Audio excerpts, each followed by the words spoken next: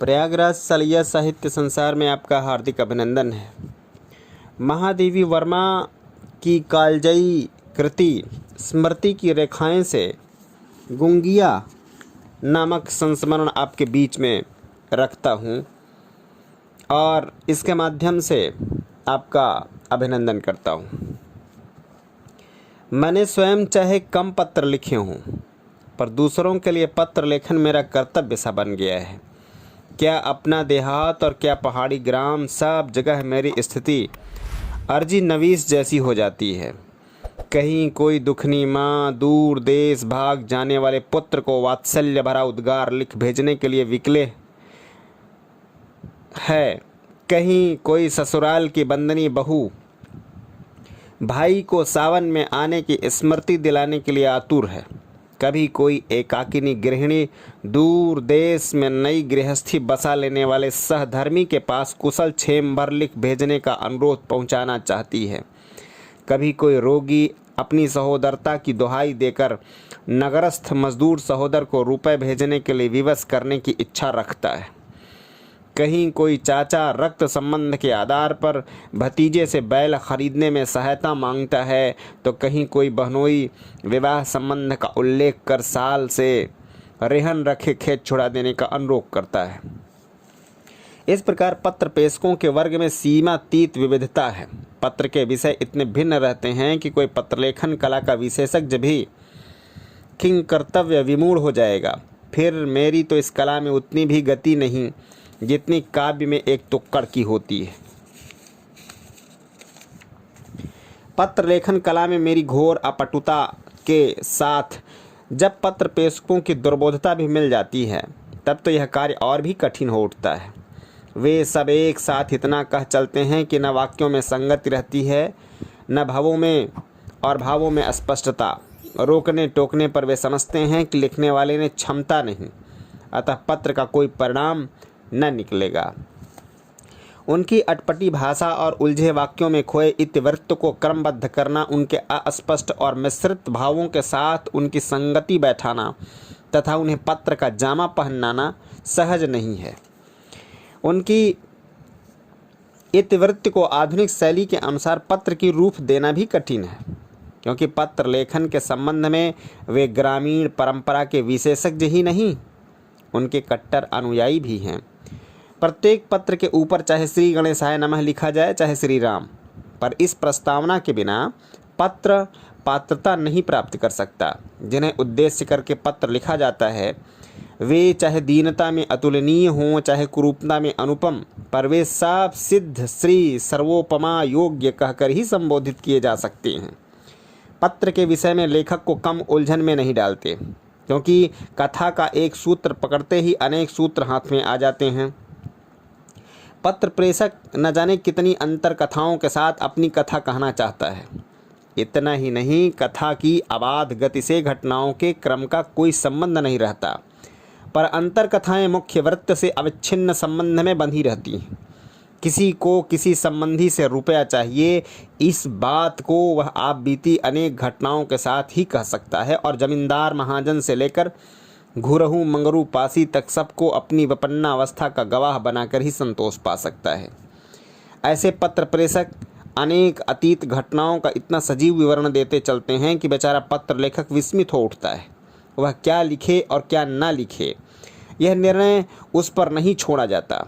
वह कुछ गड़बड़ी कर भी दे तो अंत में वे पत्र सुनाने के लिए अनुनय विनय कर करके उससे और भी अधिक असमंजस में डाल देते हैं।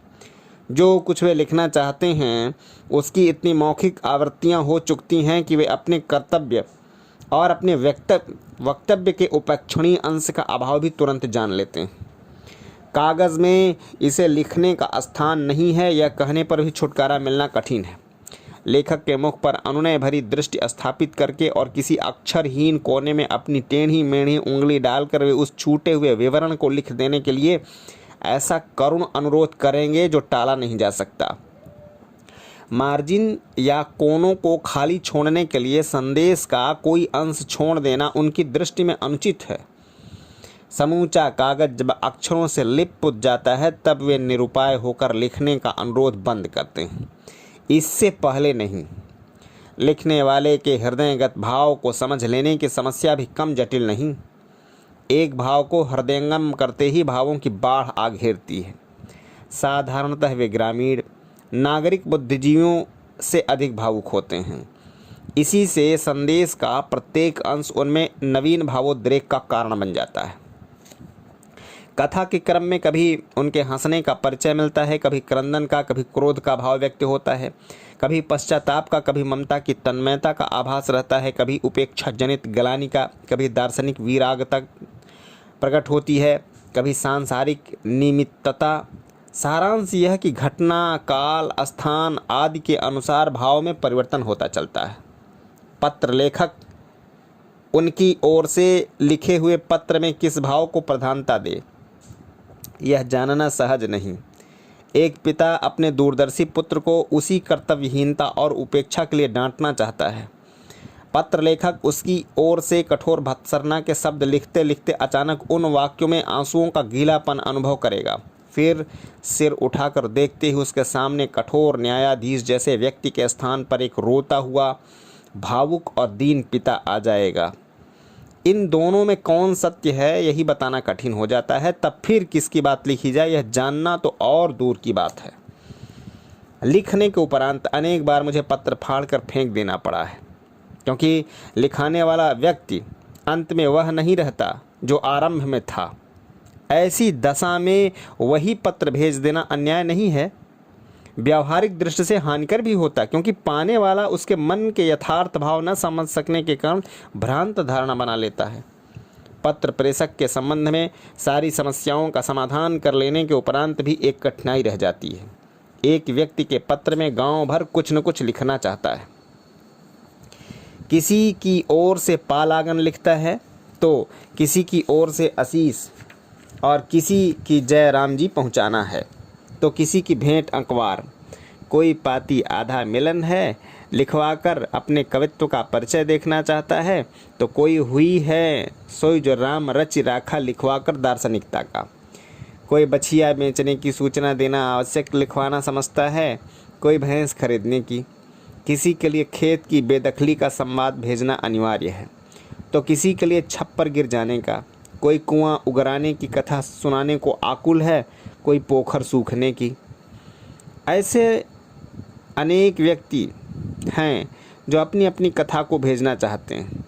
ऐसा व्यक्ति खोजना कठिन होगा जो परिचित व्यक्ति को कुछ संदेश न भेजना चाहे, और छोटे ग्रामों में नागरिक जीवन के विच्छिन्नता जनित अपरिचय संभव ही नहीं होता।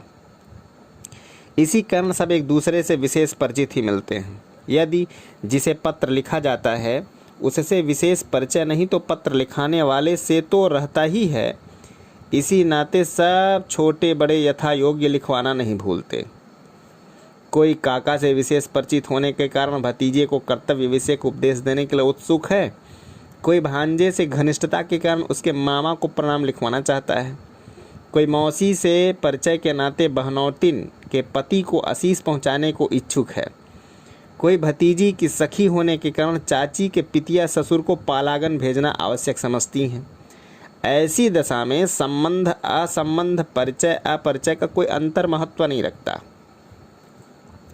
मेरे जैसे व्यक्ति से कुछ न कुछ लिखवाना ही उन्हें अपमानजनक लगता है। साहू जी के आले में से तेल के डब्बों से भरे लिफाफों के स्थान पर मेरे बैग से बंगले के पंख जैसा उजाला लिफाफा निकल आता है। हल्दी की पुड़िया खोलकर निकाले हुए कागज़ की तुलना में मेरी कॉपी का कागज़ बड़ा और स्वच्छ जान पड़ता है। पटवारी की चौपाल के कोने में स्थापित बिना ढक्कन की दावात और काले कलम में वह आकर्षण नहीं जो मेरे चमकीले फाउंटेन पेन में मिलना स्वाभाविक है। पिछौरी के कोने में बांध कर लाए हुए मैले सिकुड़नदार टिकट के सामने मेरे टिकट अधिक विश्वसनीय जान पड़ते हैं। पत्र लेखन के ऐसे उत्कृष्ट साधन लेकर बैठे हुए लेखक से जो कुछ नहीं लिखवाता वह अपनी लोकाचार विषयक अनभिज्ञता प्रकट करता है। इसी कारण सभी दो आखर लिख देने के लिए अनुरोध करने लगते हैं। मुझे इस तरह जंगम पोस्ट ऑफिस बनाने की कौन सी आवश्यकता है? मेरे लिखे हुए पत्र कहीं पहुंच भी सकेंगे या नहीं? क्या मेरा टिकट लिफाफा सप्लाई डिपो संदिग्ध नहीं है? क्या मेरी यह अर्जी नवीसी निठल्लेपन का प्रमाण नहीं है? यह सब प्रश्न उनके हृदय में एक बार भी नहीं उठे। परमार्थ की उच्चतम भावना के साथ ही नागरिक जीवन में प्रवेश करने पर व्यक्ति को अविश्वास और संदेह के अनेक पैने तीरों का लक्ष्य बनना पड़ता है। नागरिक जीवन का अकारण संदेह कर्मनिष्ठता को पंगु और उसका लक्ष्यहीन दुराव जीवन दर्शन को भ्रांत कर देता है। इसके विपरीत ग्रामीण जीवन की पुस्तक खुली ही मिलती है। कुछ विषम परिस्थितियां अपवाद हो सकती हैं, पर जहां जीवन कुछ स्वस्थ है, जहां एक ग्रामीण का सहयोग आदान दैन्य रहित होने के कारण सहज है, सहायता का दान गर्भशून्य होने के कारण स्वाभाविक और विचार विनिमय अकृत्रिम होने के कारण जीवन के अध्ययन का पूरक है। एक बार मुझे कुछ लिखते देखकर एक वृद्धा अपने दूरदेशी पुत्र को पत्र लिखाने आ बैठी। फिर दूसरे भी आने लगे और अंत में यह कार्य मेरे कर्तव्य की सीमा में आ गया। मैं स्वयं अकारण तो क्या सकारण भी पत्र कम लिखती हूँ। इसी से टिकट, लिफाफे, कार्ड आदि का प्रबंध करने पर भी यह पत्र लेकर मुझे महंगा नहीं पड़ा। मेरे बैठने के स्थान अनेक हैं। कभी पीपल के तने का सहारा लेकर उसकी ऊंची जड़ों का सिंहासन बनाती हूँ, कभी आम के नीचे सूखी पत्तियों के बिछौने का, कभी किसी के ओसारे में पड़ी खटिया पर आसीन होती हूँ, कभी किसी के आंगन में तुलसी चौरा के सामने चटाई पर। पत्र लिखने का प्रस्ताव सबसे पहले जो करता है उसी के इच्छानुसार शेष को चलना पड़ता है। पत्र लिखवाने वाला निकट बैठता है और सब उससे कुछ हटकर आसपास। केवल अभिवादन भेजने वाले आते जाते रहते हैं। कोई पुर चलाना दूसरे को सौंपकर पालागन लिखाने दौड़ आया, कोई आशीष लिखा देने का स्मरण दिलाकर दाएं चलाने चला गया, कोई अपना संदेश लिखवाने के लिए भरा घड़ा सिर पर और रस्सी हाथ में थामे हुए ही रुक गई। किसी को जय राम जी लिखवाते बेसन पीसने की याद आ गई। कोई रोते हुए लड़के को माँ मोटी रोटी का टुकड़ा देकर पत्र का उपसंहार सुनने लौट आई। कोई उपदेश वाक्य कहते कहते बुझी चलम सुलगाने के लिए उठ खड़ा हुआ। इस तरह सबका आवागमन होता रहता है। केवल इस समारोह का सूत्रधार आदि से अंत तक कभी हंसता, कभी रोता, कभी उदासीन बैठकर कथा का अवरोह संभालता है। पत्र लिख जाने पर उसे पूरा सुनाना पड़ता है। इतना ही नहीं, उसके इच्छानुसार जहाँ तक कुछ न कुछ जोड़ना भी आवश्यक हो जाता है।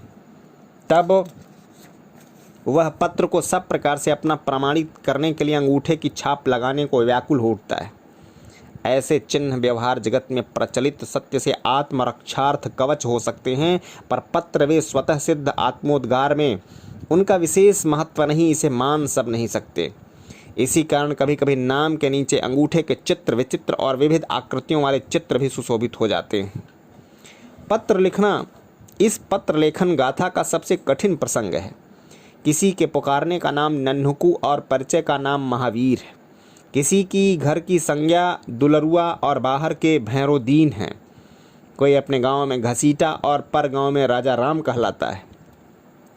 कोई ननसार की सरतजिया और ददसार की दुखिया है। किसी को परिवार वाले रूपमतिया और बाहर वाले कलुइया कहते हैं। नाम उपनामों का यह विरोधाशमूलक गठबंधन हमारे कवि समाज का स्मरण न दिलाए तो आश्चर्य की बात होगी। हमारे यहाँ भी एक व्यक्ति जीवन में अकिंचन रूप में कोयला, नाम से हीरालाल और उपनाम से सरदेंदु होकर भी उपहासास्पद नहीं माना जा सकता। अकिंचनता सामाजिक व्यवस्था से संबंध रखती है, रूप प्रकृति का दान है और नाम माता पिता का उपहार कहा जाएगा। शेष एक उपनाम ही रह जाता है जिसका संपूर्ण उत्तरदायित्व उन्हें को संभालना होगा। संभवतः इसी कारण वे अपने में किसी विशेषता के अभाव या भाव की चिंता न करके संसार की सुंदरतम वस्तु को मिली हुई संज्ञा पर अधिकार जमाना चाहते हैं। कवि परंपरा ने जिन शब्दों के प्रति विशेष पक्षपात दिखाया है उनके प्रति उपनाम अन्वेषकों का आकर्षक स्वाभाविक ही कहा जाएगा, पर जब उन शब्दों के अर्थ और उनके द्वारा सांकेतिक व्यक्तियों में किसी प्रकार का सादृश्य नहीं मिलता तब उनकी स्थिति विचित्र हो जाती। सुनने वाले नाम और उपनाम का अंतर न भूल सके, मानो इसलिए वे दोनों को एक अविच्छिन्न संबंध में बांधकर उपस्थित रहते। पर ग्रामीण नाम और उपनामों की स्थिति इससे भिन्न है। नाम का संबंध तो पंडित जी के पोथी पत्रों से है, किंतु उपनाम व्यक्ति के रूप, स्वभाव, गुण या दूसरों की उसके प्रति धारणा का यथार्थ चित्र देता है। जो लबार नाम से पुकारा जाता है वह इस नाम के लिए उपयुक्त विशेषता से शून्य नहीं हो सकता। जो गुजरिया कही जाती है वह वेशभूषा की रंगीनी में गुड़िया से कम नहीं होती। जो कोयली की संज्ञा पाती है उसका श्यामांगिनी होने के साथ साथ मधुर भाषणी होना आवश्यक है। जो नत्थु कहकर संबोधित किया जाता है उसे जन्म लेते ही नाक में बाली पहनना पड़ता होगा। जो घूरे का उपनाम पा चुका है उसने बचपन में कठोर उपेक्षा का अनुभव किया होगा।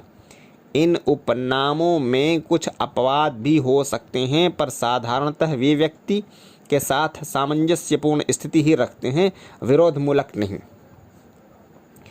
पर पत्र लिखते समय यह जानना कठिन हो जाता है कि दूर देश में एक व्यक्ति नाम और उपनाम में से किसे विशेष महत्व दिया होगा। जब तक वह परिचित वातावरण में है तब तक उसकी विशेषताओं के निरीक्षक ही उसका नाम निश्चित कर देते हैं, पर जब केवल उसको अपना परिचय देना है तब वह इनसे मिले संबोधनों में से किसे स्वीकार करेगा। यह उसकी रुचि और दूसरों के प्रति उसके भाव पर निर्भर करता है। इस संबंध में पत्र लिखने वाला और लिखाने वाला ही अंधकार में रहते हैं। नाम की समस्या हल हो जाने पर स्थान की बाधा उपस्थित होती है। प्रायः वे नगर के नाम से ख्याति पाने वाले के संबंध में उनका अडिग विश्वास आश्चर्य में डाले बिना नहीं रहता। किसी को विश्वास है कि उसके लाडले बेटे के रूप में सब परिचित होंगे। किसी की दृढ़ धारणा है कि उसके कुश्ती लड़ने वाले भतीजे का नाम नगर भर जानता होगा। कोई समझता है कि उसके भाई जैसे गवैये की ख्याति डाक घर तक पहुंच गई होगी। कोई मानता है कि उसके सांप बिच्छू का विष झाड़ने वाले चाचा से डाकिया अनजान नहीं हो सकता। कोई समझती है कि उसके पति का पशु चिकित्सा विशारद होना ही पर्याप्त पता है। कोई कहता है कि उसके हनुमान चालीसा कंठस्थ कर लेने वाले मामा की विद्वत्ता छिपी नहीं रह सकती। इनके प्रिय संबंधियों की दूर देश से जनसमूह में वही स्थिति है जो समुद्र में बूंद की होती है, से वे जानते हैं और न मानना चाहते हैं। अनेक प्रयत्नों के उपरांत खोज निकाले हुए पते ठिकाने के अनुसार पत्र लिख जाने पर उसे शीघ्र से शीघ्र डाक खाने पहुंचाना आवश्यक तो हो उठता है। कोई तुरंत पत्र को मिर्जई या साफे में खोसकर और हाथ में लोटा डोर थामकर 3 मील दूर पोस्ट ऑफिस की ओर चल देता है। कोई सवेरे जाने के लिए अभी से गठरी बांध लेता है। कोई पत्र को बाकुचे में सुरक्षित रखकर अन्य आवश्यक कार्य निपटाने में लग जाता है और कोई स्नेह से उंगलियां फेर फेर कर अक्षरों की स्याही फैलाने में लग जाता है। अनेक बार तो पत्रों को डाक खाने तक पहुंचा देने का कर्तव्य भी मुझे संभालना पड़ता है, पर प्रेषक इस संबंध में जितना अपना विश्वास करते हैं उतना मेरा नहीं करते हैं। चिट्ठी डालने के लाल बब्बे को पहचानने में उन्हें भूल न होगी, इस संबंध में वे आश्वस्त हैं। पर जिसे मैं यह काम सौंपूंगी वह भूल से पत्र को किसी दूसरे बम्बे में नहीं डाल सकता। इस विषय में उनका संदेह बना ही रहता है। विशेषतः शहर में जहाँ तहाँ पत्र डालने के पानी और बम्बों का बाहुल्य उन्हें निश्चित होने नहीं देता। उत्तर की प्रतीक्षा के दिन तो उन्हें और भी व्यस्त कर देते हैं। जहाँ सप्ताह में एक बार डाकिया आता है वहाँ के पत्र प्रेषक प्रायः नित्य ही डाक खाने तक दौड़ लगाते हैं। उनके नाम कोई चिट्ठी नहीं आई, इतना सुनकर संतुष्ट हो जाना भी उनके लिए संभव नहीं। कोई अपना नाम उपनाम बताने और फिर से सब पते जांच लेने का हट करने के कारण डाक बाबू से झिड़की खाता है, तो कोई पत्र पाने की दुराशा में गोत्र से लेकर गांव तक के परिचय की अनेक आवृत्तियां करके डाकिए का कोपभाजन बनता है। जो पत्र मेरे पते से आते हैं उनके संबंध में उत्तर देते देते मेरा धैर्य भी सीमा तक पहुँचे बिना नहीं रहता। कोई पूछता है उत्तर आने में कई दिन बाकी है। कोई जानना चाहता है कि पता लिखने में भूल तो नहीं हुई। किसी का अनुमान है कि पत्र पाने वाले के नाम के साथ उसकी विशेषताएं न जोड़ देने के कारण ही पत्र नहीं पहुंच पाया। किसी को संदेह है कि टिकट पुराना होने के कारण डाक बाबू ने पत्र को रद्दी में न फेंक दिया हो। किसी को शंका है कि बरसात के कारण पते के अक्षर न धुल गए हों। किसी का विश्वास है कि चिट्ठी भारी हो जाने के कारण बैरंग होकर निरुद्देश्य घूम रही होगी। उनकी इस नासमझी पर कभी कभी हंसी आती है और कभी क्रोध। उनकी व्यवस्था पर कभी कभी झुंझलाहट होती है और कभी ग्लानि। अपने भावों और विचारों के विनिमय के लिए इतने आकुल व्यक्तियों को किसने इतना असमर्थ बना डाला? इतने विशाल जनसमूह को वाणी विहीन बनाकर जिन्हें अपनी वाग विदग्धता का अभिमान है, वे कितने निर्लज्ज हैं।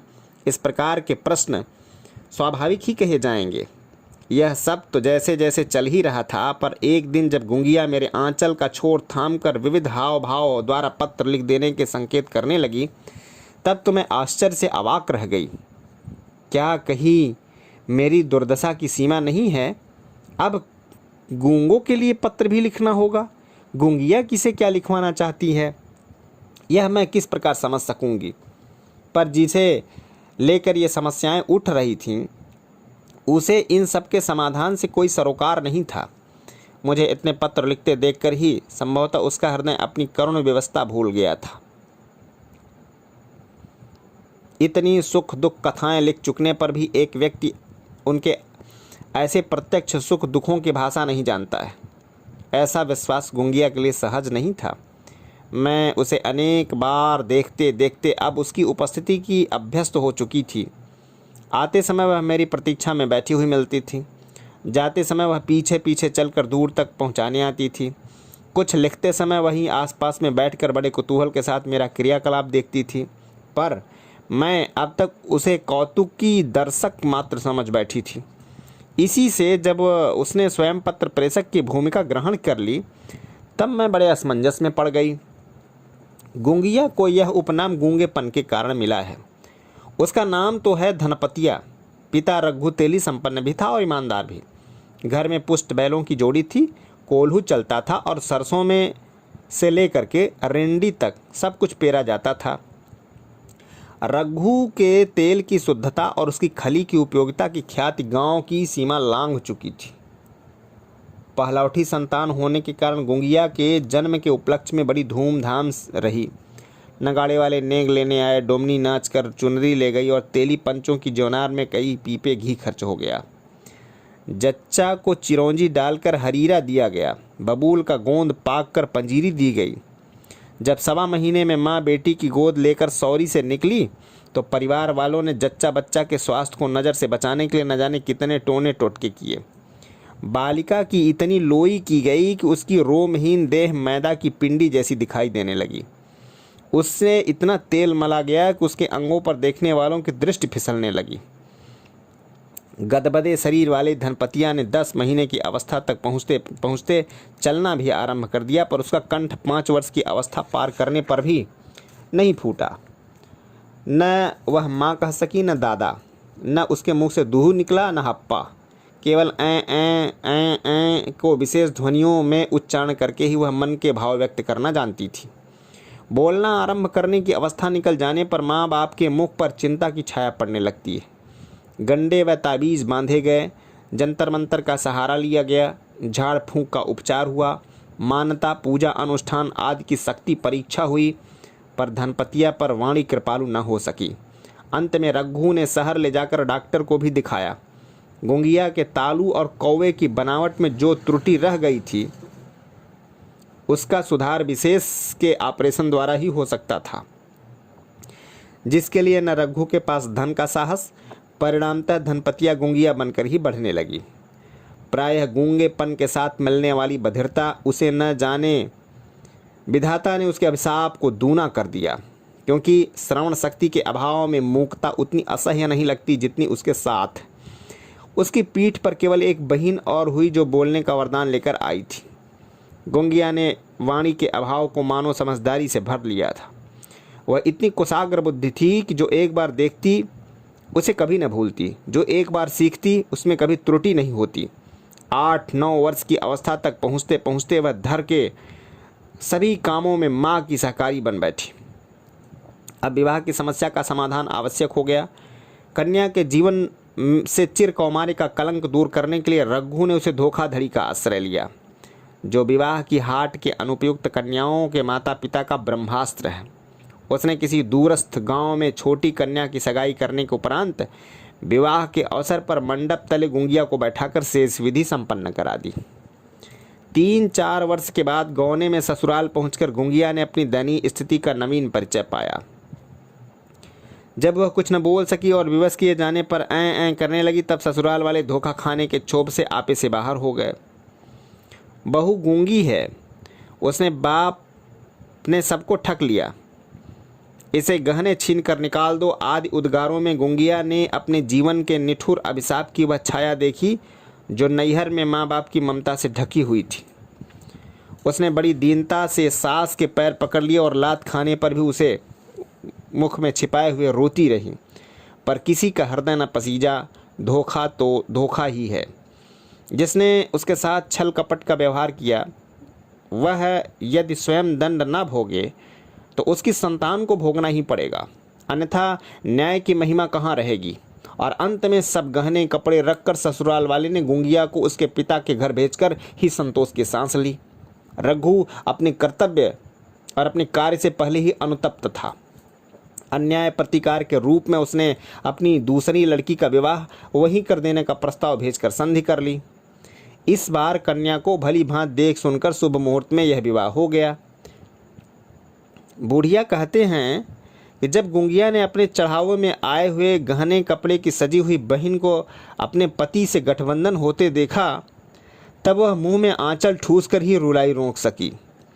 बहन के चले जाने पर वह अपनी मूक सेवा से माता पिता का संताप दूर करने का प्रयत्न करने लगी। तब से बहुत समय बीत गया। गुंगिया के माँ बाप भी परलोक सिधार गए और उसके सास ससुर भी।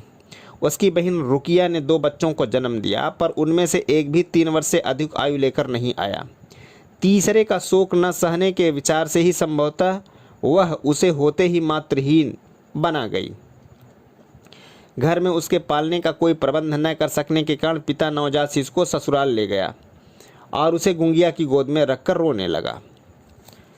अपने ही समान वाणीहीन शिशु की टिमटिमाती हुई आंखों में गुंगिया ने कौन सा संदेश पढ़ लिया यह तो वही जाने, पर वह उसे लौटा देने का साहस न कर सकी। बहनोई ने दबी जबान से उसे घर से ले चलने का प्रस्ताव किया, पर उसके मुख पर अस्वीकृति की कठोर मुद्रा देखकर बीच में ही रुक गया। गांव वाले ने इस गूंगी माँ का संतान पालन देखकर दांतों तले उंगली दबाई। उसके एक बैल बेचकर बच्चे के लिए दूध के लिए 2 बकरियां खरीदी। अपने धाराऊ कपड़े काट कर उसके लिए झंगूला और टोपी सिलवाए। अपनी हमेल पहुंची तोड़वाकर उसके लिए पैंजनी, करधनी, कठुला और कड़े गढ़वाए तथा नामकरण के दिन अपने जोड़े हुए रुपया खर्च करके सबकी दावत कर डाली।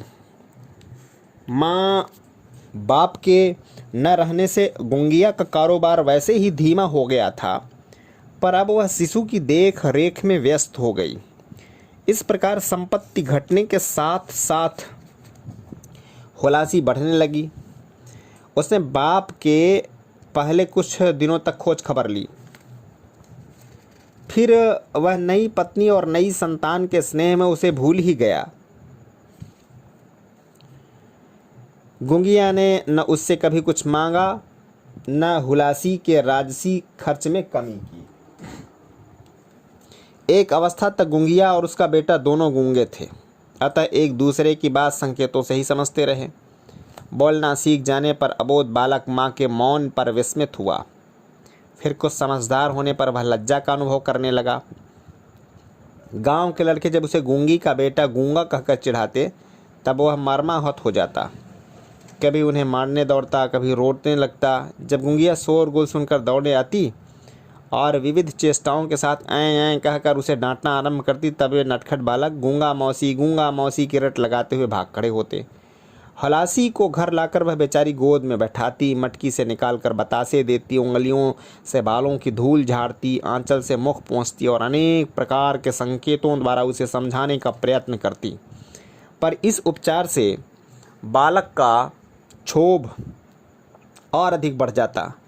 वह कभी दोनों हाथों से उसे ढकेलने के उपरांत आंगन में औंधे मुंह पड़कर और अधिक रोने लगता और कभी उसका आंचल खींचकर मचलता हुआ पूछता कि अब की अम्मा तो बनती है, बोलती है, वही अकेली क्यों गूंगी है। गूंगिया इस प्रश्न का उत्तर दे क्या दे।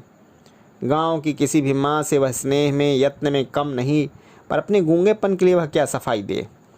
ज्यों ज्यों हुलासी बड़ा होता गया त्यों त्यों दूसरों के द्वारा अपने जीवन वृत्त के संबंध में कुछ झूठ झूठ सच जानता गया।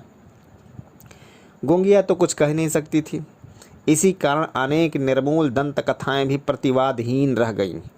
गूंगिया अपने पति और घर को छीन लेने वाली बहन से बहुत रुष्ट थी। प्रतिशोध लेने की इच्छा ही वह उसके बेटे को बाप से छीन लाई। हुलासी के प्रति वह जो प्रेम दिखाती है उसके मूल में ही वही दुरभिसंध्य अवश्य है। इस प्रकार के संकेतों को पूर्णतः न समझ सकने पर भी बालक का मन गूंगिया अम्मा से विरक्त होने लगा।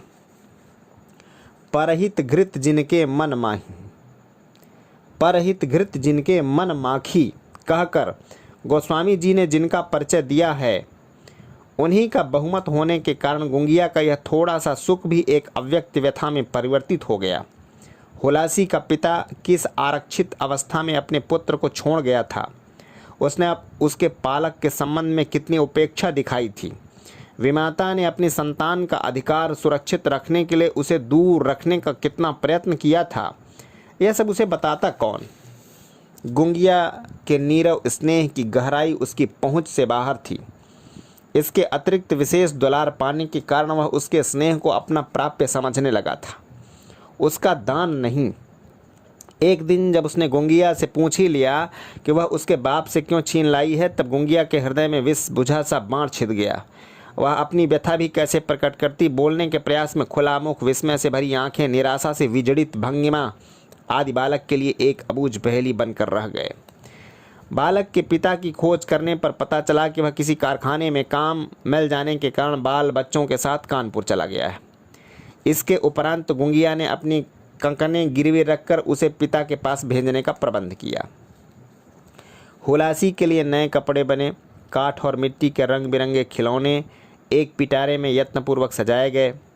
भुने महुए, गुड़धानी, लड्डू आदि मिष्ठानों की गठरी बांधी गई। चिकनी काली दोहनी में घी भरा गया। गांव के रिश्ते के से काकान लगने वाले एक विज्ञ को बड़ी मनुहार के उपरांत साथ में जाने के लिए राजी किया गया। फिर एक दिन पंडित जी के बताए मुहूर्त के असगुन के डर से आंसू रोकती हुई गूंगिया 3 मील चलकर हुलासी और काका को रेल में बैठा आई। उन्हें पहुंचाकर लौटते समय उसके लिए गांव तक पहुंचना भी कठिन हो गया। कभी खेत की मेड़ पर खड़ी होती, कभी पेड़ों की छाया में बैठती, कभी रोती, कभी हंसती। गूंगिया घर पहुंची और आंगन के तुलसी चौरे पर ही सवेरे तक औंधे मुंह पड़ी रही। कई दिन तक उसका मन उड़ा सा रहा। जिस दिन उसने काम करने का निश्चय करके द्वार खोला, उसी दिन धूल धूसरित काका के पीछे आते हुए हुलासी पर उसकी दृष्टि पड़ी। बालक के नए कपड़े मैले हो गए थे, मुख कुंभला गया था। वह दौड़कर बेटे को कंठ से लगाकर शब्दहीन अस्फुट क्रंदन में अपनी अतीव व्यथा प्रकट करने लगी। अंत में यात्रा का परिणाम ज्ञात हुआ। 2 दिन इधर उधर भटकने के उपरांत हुलासी के पिता से भेंट हुई। वह एक मैली संकीर्ण गली में 2 अंधेरी कोठरियाँ लेकर अपने 4 बच्चों और घरवाली के साथ रहता है। इस भूले हुए पुत्र को देखकर उसकी आंखों में ममता चमक उठी थी। वह पत्नी की कठोर दृष्टि की छाया में खो गई। रात भर पति पत्नी में विवाद होता रहा। सवेरे विविध तर्कों के द्वारा उसने काका महोदय से पुत्र को लौटा ले जाने का अनुरोध किया। हुलासी के नन्सार में जो कुछ है वह उसी को मिलेगा, पर उस बच्चों का तो वही एक आधार है। हुलासी पिता के घर में भी विमाता के पास रहेगा और नन्सार में भी। ऐसी दशा में उसे गूंगिया के साथ रहकर कारोबार, घर, जमीन, रुपया, पैसा आज संभालना चाहिए। उसका सौतेला भाई जब कुछ बड़ा हो जाएगा तो वह भी हुलासी के पास भेज दिया जाएगा। हुलासी की विमाता स्वयं गांव जाकर रहने के पक्ष में है, पर गूंगिया को यह पसंद न होगा। पर वह अमर होकर तो आई नहीं। इसके बाद वे सब एकत्र होकर उसका कारोबार संभालेंगे। इस कठोर व्यावहारिकता के सामने न हुलासी के क्रंदन की चली, न काका के अनुनय की। निरुपाय वे दोनों पराजित सैनिकों के समान क्लांत भाव से लौट पड़े। हुलासी की विमाता ने घी, मिष्ठान आदि को अपने लिए भेजा हुआ उपहार मानकर रख लिया और खिलौने, नए कपड़े आदि को अपने बच्चों का प्राप्य समझकर उन्हें बांट दिया। इस प्रकार हुलासी अकिंचन बनकर ही गुंगिया के पास लौट सका। उस बेचारी ने बालक के आहत हृदय को अपनी ममता के लेप से अच्छा करने के लिए कुछ उठा नहीं रखा। उसके लिए उसकी प्रिय वस्तुओं को एकत्र करने के लिए एड़ी चोटी का पसीना एक करने लगी, पर बालक के कोमल हृदय में जो विश्वास का तार टूट गया था उसका जुड़ना सहज नहीं था। जो कुछ अब अप्राप्य है उसी को पाने के लिए मनुष्य कितना विकल होता है। इसी नियम से हुलासी का हृदय भी पिता, भाई, बहन के लिए रोता रहता है। गुंगिया के घर द्वार और धन के लिए ही पिता ने उसे नहीं रखा, उसके न रहने पर ही वे सब साथ रह सकेंगे आदि विचार भी उसके हृदय को विषाक्त करते रहते थे। इस तरह 2 वर्ष और बीत गए। जब हुलासी कुछ स्वस्थ होकर गुंगिया के काम में हाथ बटाने लगा था, उसके परिहास प्रिय दुर्भाग्य से वह एक बाबा जी अपने 2-3 शिष्यों के साथ वहां आ पहुँचे। वे पर्यटन क्रम में वहां आए थे, परंतु चतुर्मास बिताने के लिए ठाकुर की अमराई में डेरा डालकर वर्षा बीतने की प्रतीक्षा करने लगे। ऐसे बाबा बैरागियों का आगमन गांव वालों के लिए एक महान घटना है। कोई दूध की दोहनी भेंट करता था, कोई घी की हंडिया, कोई पका काशी फल उपहार में ले जा सकता था, कोई गुड़ की भेली, कोई पुराना चावल रख जाता था, कोई चक्की का पिसा सफ़ेद गेहूं का आटा, कोई मालपुओं का भंडारा करने की इच्छा प्रकट करता था, कोई खीर पूरी के भोज की। यह सब अभ्यर्थना निस्वार्थ ही नहीं होती थी। सेवा करने वाले भक्तों में से सभी एक न एक वरदान चाहते थे। किसी को बढ़ोतरी में पुत्र चाहिए, किसी को और अधिक धन की आवश्यकता थी, कोई अपने पट्टीदार को हराना चाहता था, कोई अपने सगे भाई को विरक्त करने के लिए उच्चाटन मंत्र मांगता, कोई किसी को वश में करने का साधन जिज्ञासु कर रहता था, कोई रेहन रखे हुए खेत को बिना रुपया चुकाए लौटाने का उपाय पूछता था, कोई गिरवी रखे गहने को हथियाने के लिए कर्जदार में चित्त भ्रम उपस्थित करने का इच्छुक था, कोई बिना औषध के ही रोग मुक्त होने की याचना करता। सारांश यह कि भक्तों में प्रायः सभी कोई उचित या अनुचित अभिलाषा छिपाए हुए बाबा जी के सामने हाथ जोड़े बैठे रहते थे। बाबा जी तो मानो आए थे हरिजन को ओटन लगे कपास को चरितार्थ करने के लिए अवतीर्ण हुए थे। तंबाकू के पिंड जैसे काली शरीर में राख का अंगराग लगाकर, नकली जटाजूट का मुकुट धारण कर और चिमटे का राजदंड थाम कर वे एक कुशासन पर आसीन होकर इन याचकों के दरबार का संचालन करते। उनके दान की प्रणाली भी कम रहस्यपूर्ण नहीं थी। किसी याचक की ओर प्रसन्न मुद्रा से देख भर लेते, किसी को हाथ से संकेत देने के आश्वासन देते का अनुग्रह करते, किसी के प्रति चिमटा खनकाकर असंतोष व्यक्त करते, किसी को धूनी में से चुटकी भर विभूति देकर संतुष्ट कर देते, और इस प्रकार न जाने उनके पास कोई पूर्णतः निराश लौट सकता, नहीं कृतार्थ। जिसकी याचना की और उनके लेस मात्र भी उपेक्षा देखी जाती थी, वह दुगने उत्साह से उनकी सेवा में लग जाता, और जिस पर वे विशेष कृपालु रहते थे वह उस कृपा को स्थायी बनाए रखने के लिए और अधिक उपहार लाता रहता। स्त्री याचकों के प्रति उनकी कृपा स्वाभाविक रहती थी। कोई ग्राम वधू जब अपने पति की अवज्ञा या अपनी संतानहीनता की दुख गाथा सुनाती, तब उनकी गांजे के नशे से अरुण आंखें और अधिक अरुण हो जाती। 3-4 किशोर शिष्य उनकी सेवा में दिन रात एक किए रहते थे। उनमें कोई कौपीनधारी था, कोई अंगोछा लपेटे घूमता था, कोई मुंडित सिर था, किसी की नकली नई जटा सिर से खिसक जाती थी, कोई उनके लिए प्रसाद लाते लाते बीच में थोड़ा चख लेता था, और कोई चिलम भरते भरते एकदम लगाए बिना न रहता। गांव के कुतूहली लड़के बाबा जी को घेरे रहते थे। इन्हीं के साथ हुलासी भी वहां आने जाने लगा। बाबा जी मुख मुद्रा, व्यवहार, कथोपकथन आदि से बहुत कुछ जान लेने की शक्ति रखते थे। हुलासी के संबंध में कितना जान चुके थे यह कहना तो कठिन है, पर एक दिन उसे प्रथम बार देखने का अभिनय करके वे बोले उठे, आहा, तू तो बड़ा सिद्ध पुरुष होने वाला है बच्चा। तेरा ललाट तो दगदगाता है, पर तेरे मन में जरा पास आ, तेरी भाग्य रेखा तो देखूं। अजगर की सांस जैसा उनका आहार बनने योग्य जीव जंतु को खींच लाती है। वैसे ही बाबा जी की दृष्टि हुलासी को निकट खींच लाई। फिर इस आकर्षण से वह कभी न मुक्त हो सका। गोंगिया ने भी बाबा जी के पास तिल गुड़ तेल आदि की सौगात भेज दी थी, परंतु उनसे कुछ पूछने के लिए न उनके पास वाणी थी न इच्छा। हुलासी जब वहाँ रात दिन पड़ा रहने लगा तब उसे चिंता हुई। एक दिन बाबा जी के सामने उसे हाथ पकड़कर घसीट लाई, पर दूसरे दिन वह उनकी आज्ञा की उपेक्षा करके फिर वहीं जा पहुँचा। कोई उपाय न रहने पर उसे बाबा जी के सामने फटा आंचल फहराकर उसने एकमात्र बालक की भिक्षा मांगी। बाबा जी चाहे करुणार्ध हो गए हों, चाहे उन्होंने परिहास किया हो, पर यह सत्य है कि उन्होंने हुलासी को घर जाने और वहाँ कभी न आने की आज्ञा देकर दीर्घ निश्वास लिया। हुलासी तब से वहाँ नहीं देखा गया। चतुर्मासा पूरा होने के कुछ दिन शेष रहते ही एक दिन सवेरे गांव वालों ने अमराई को सूना देखा। बाबा जी संभवतः रात में ही चले गए थे। उनके जाने का समाचार सुनकर और हुलासी के बिछौने को खाली देखकर गुंगिया ने अपना कपार पीट लिया। गांव में कहीं उसे न पाकर वह कई मील तक रोती बिलखती दौड़ी चली गई, पर बाबा जी का कोई चिन्ह नहीं मिला। कुछ दिन बाद जब पता चला कि उसी रात को ऐसी एक साधु मंडली 4-5 मील दूरस्थ स्टेशन से रेल पर सवार होकर चली गई है, पर इससे अधिक समाचार पाना संभव न हो सका। गुंगिया का दुख भी गांव वालों के कौतुक का कारण बन गया।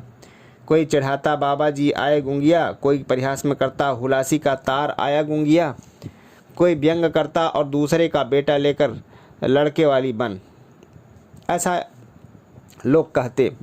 पर गुंगिया हुलासी की प्रतीक्षा के अतिरिक्त और कुछ न जानती, न समझती थी। वह गांव के लड़कों में न जाने क्या खोजती रहती। नया खिलौना देखते ही खरीद लाती और लाल पिटारी में संभाल कर रख देती। नया कपड़ा देखते ही हुलासी के नाप का कुछ कुर्ता सिलवा लेती और तह करके अपने काठ के संदूक में धर लेती। हुलासी को अच्छी लगने वाली मिठाइयाँ देखते ही मोल ले लेती और सींगे पर रख आती। कभी कभी रात के सन्नाटे में द्वार खोलकर किसी के आने की आहट सुनती। उसे पूर्ण विश्वास था कि हुलासी निश्चय ही एक दिन उसके पास लौट आवेगा, पर वह नहीं लौटा तो नहीं लौटा।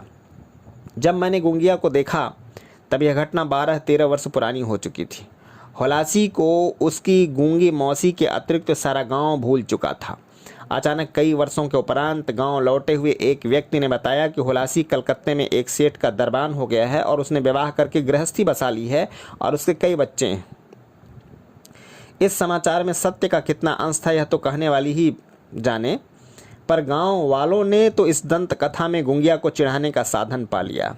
अब हुलासी बड़ा आदमी हो गया है, वह गुंगिया को शहर दिखाएगा, मोटर में घुमाएगा आदि कहकर वे परिहास करने लगे। पर गुंगिया के लिए परिहास भी सत्य था। भाग कर कभी माँ की खोज खबर तक न लेने वाले बेटे पर क्रोधित होना तो दूर की बात है, वह उसके प्रति और भी अधिक ममतामयी हो उठी। उसका लड़का न जाने कितने कष्ट से दिन बिताता होगा। उस परदेश में किसने उसकी भूख प्यास की चिंता की होगी, किसने उसके कपड़े लत्ते का ध्यान रखा होगा। उन बैरागियों की टोली ने अवश्य ही उसे घुघू का मांस खिलाकर घुघू बना दिया होगा। जब उसे घर की सुधि आई होगी तब लौटने के लिए रुपया पैसा ही न रहा होगा। इस अवसर मिलते ही वह भला आदमी बन गया। गुंगिया अम्मा जीती है, इसे वह कैसे जान सकता है। गांव में किसी को लिखते हुए उसे लाज लगती होगी, फिर इतने वर्षों बाद उसे कौन पहचानेगा। यही सोचकर उसने न लिखा होगा, पर उसकी गुंगिया अम्मा को तो इसे पत्र लिखना ही चाहिए। इसका समाचार पाते ही वह दौड़ा चला आवेगा। बहू भी आवेगी ही, बच्चे क्या दादी को देखने के लिए हट न करेंगे। इस प्रकार के विचारों में डूबती उतराती गुंगिया एक दिन पत्र लिखने की इच्छा कर बैठी, पर उसका पत्र लिखना सहज नहीं था। सिद्ध श्री सर्वोपमा योग्य श्री हुलासी तेली को उसकी गुंगिया अम्मा को आशीष पहुँचे। लिखने के बाद गाड़ी रुक गई। तुमने भागकर बहुत बुरा किया, क्या यह लिखूं? पूछने पर गुंगिया ने तर्जनी दिखाकर मना किया। तुमने तो कुछ किया, अच्छा किया, क्या यह लिखूं? तो पूछने पर गुंगिया ने सिर हिलाकर अस्वीकृति प्रकट की। तुम्हारी गुंगिया अम्मा 12 बरस से तुम्हारी राह देख रही है, यह क्या लिखना चाहिए? पूछने पर गुंगिया की अनुकूल सम्मति प्राप्त हुई। बस इसी प्रकार नौसिखिए कवि के समान वाक्य तोड़ तोड़ करके मैंने पत्र समाप्त किया।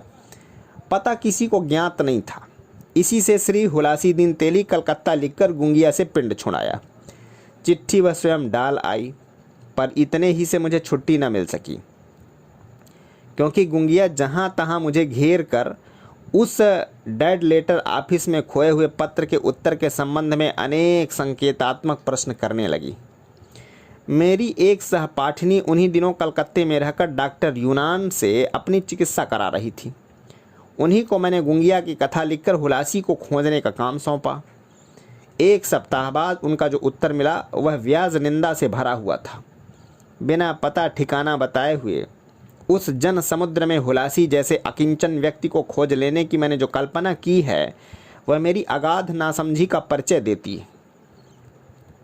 ऐसा व्यवहार ज्ञान शून्य व्यक्ति लोक समस्या में अपने आप को न उलझाकर ही सुखी हो सकता है। हुलासी के पते के स्थान में यह उपदेश सुनकर मेरा मन खींच उठा तो आश्चर्य नहीं। कुछ दिन और बीत गए। इसी बीच गुंगिया बीमार पड़ गई। उसे कई महीनों से जीर्ण ज्वर आ रहा था, जिसकी परिणति क्षय में हुई।